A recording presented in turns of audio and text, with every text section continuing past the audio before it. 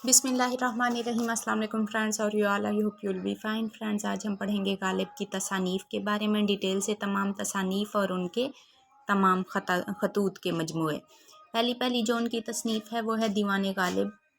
इसमें मिर्ज़ा गालिब का उर्दू कलाम मौजूद है जिसमें गज़लों के अलावा कसीदे, कितात और रुबाइयाँ भी शामिल हैं। गालिब की तसनीफ़ है दस्तंबो। इस किताब में 1850 से लेकर 1857 तक के हालात मौजूद हैं। ये किताब फ़ारसी ज़ुबान में है जो पहली बार 1858 में शाये हुई। उर्दू में इसका तर्जमा ख्वाजा अहमद फ़ारूकी ने किया।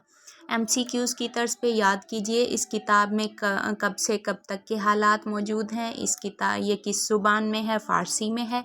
पहली बार कब शाये हुई और उर्दू में इसका तर्जमा किसने किया?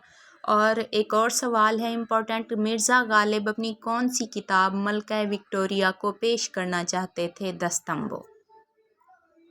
नेक्स्ट है मोहरे नीम रोज़।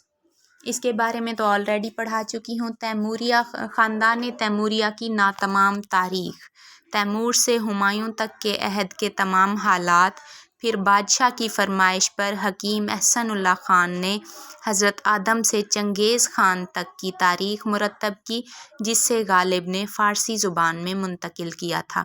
हकीम एहसन ख़ान ने आदम से चंगेज़ ख़ान तक की तारीख़ का मवाद गालिब को फ़राहम किया था और उसकी मदद से गालिब ने मोहरे नीम रोज़ लिखी थी।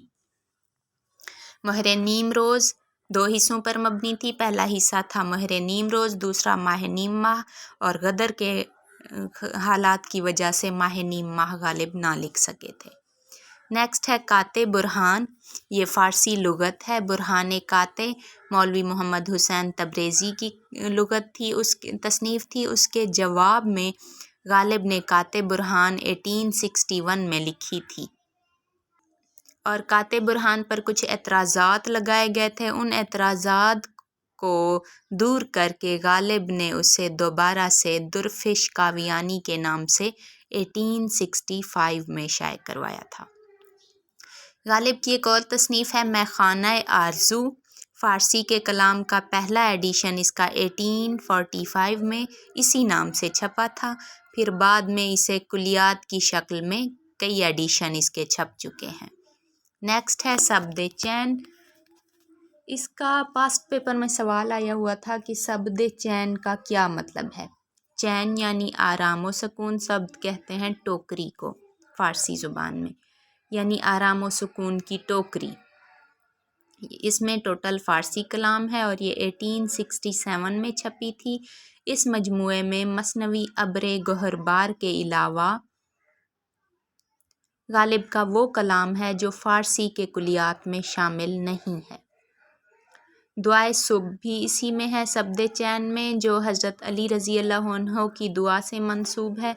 और अरबी ज़ुबान में हज़रत अली रज़ी अल्लाह अन्हु की जो मशहूर दुआ है उसी को फ़ारसी ज़ुबान में गालिब ने दुआए सुबह के नाम से शायरी की तर्ज पे लिखा था, मंजूम दुआ। दुआए सुबह गालिब ने किसकी फरमाइश पर लिखी थी? अपने भांजे मिर्ज़ा अब्बास बेग की फरमाइश पर। नेक्स्ट है ऊदे हिंदी।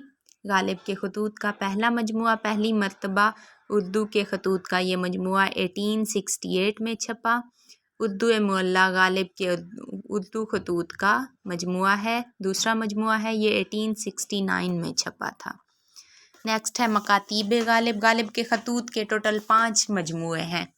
नेक्स्ट है मकातीब गालिब। इसमें मिर्ज़ा के वो खतूत शामिल हैं जो उन्होंने दरबार रामपुर को लिखे थे, यानी वाली रामपुर जिसका कल ज़िक्र हमने पढ़ा है, जिसने गालिब का 100 माहवार वजीफ़ा मुकर्रर किया था।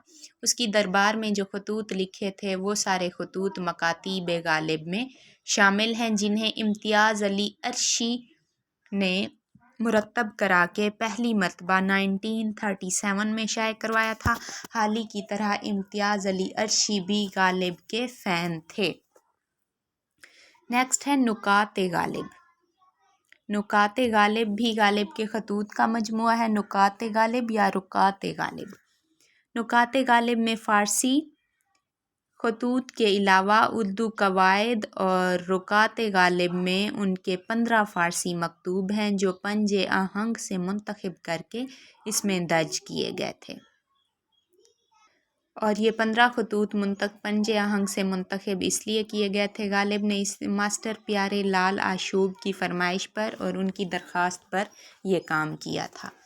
ایک اور رسالہ ہے قادر نامہ، یہ عارف کے بچوں کے لیے 8 صفحات پر مشتمل ہے اور یہ مختصر رسالہ ہے جس میں خالق باری کی طرز پر فارسی لغات کا مفہوم اردو میں ترجمہ لکھا گیا ہے۔ متفرق سوالات: غالب کی فکری وابستگیاں کے مصنف کون ہیں؟ انور معظم۔ نیکسٹ ہے ہمارے پاس مشہور محقق یعنی تحقیق کرنے والے مالک رام نے تذکرہ ماہ و سال میں غالب کی تاریخ پیدائش کیا لکھی تھی؟ جیسے ہم نے اقبال کی تاریخ پیدائش کو ڈسکس کیا تھا، سیم اسی طرح غالب کی تاریخ پیدائش سے ریلیٹڈ کچھ سوالات ہیں۔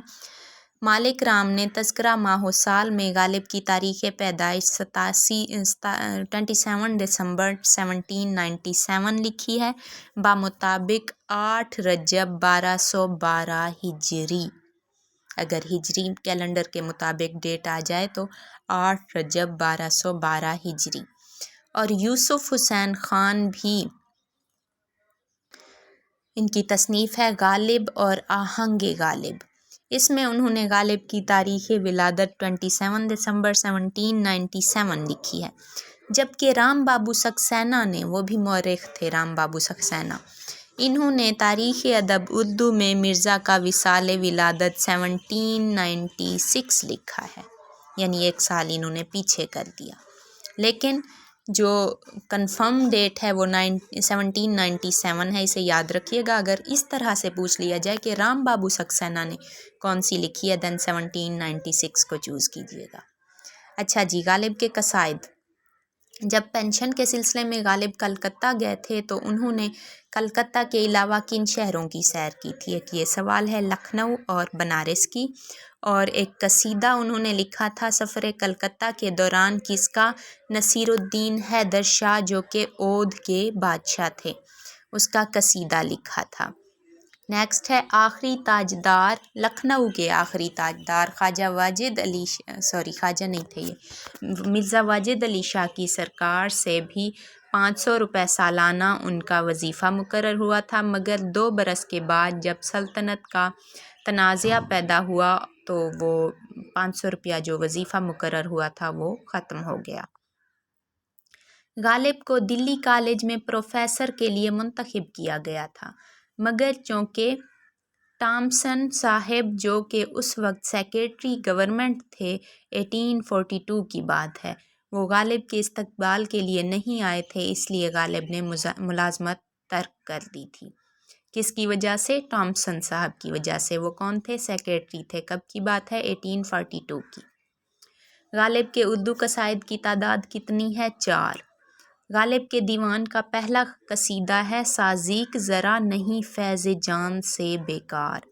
منقبت میں ہے، منقبت سے مراد ایسی دعا جس میں، ایسی نظم جس میں کسی اللہ کے ولی کی یا کسی عظیم ہستی کی تعریف کی جاتی ہے، صحابہ کرام ہیں جیسے۔ اور اس کی تشبیہ میں بہار کی کوئی زندہ تصویر بنتی نظر نہیں آتی۔ ان کا دوسرا قصیدہ ہے دہر جز جلوہ یکتائی معشوق نہیں، اور یہ قصیدہ حضرت علی رضی اللہ عنہ کی شان میں ہے۔ ابراہیم ذوق کی وفات کے بعد بہادر شاہ ظفر نے اپنے کلام کی اصلاح کا کام غالب کو سونپا تھا، چنانچہ غالب نے اپنا تیسرا قصیدہ بہادر شاہ ظفر کی مدح میں تحریر کیا تھا۔ آئی ہوپ اچھے سے سمجھ آ گیا ہوگا۔ نیکسٹ لیکچر میں ہم مزید متفرق سوالات کے ساتھ آپ کے ساتھ حاضر ہوں گے۔ دعا میں یاد رکھیے گا۔ Take care. اللہ حافظ۔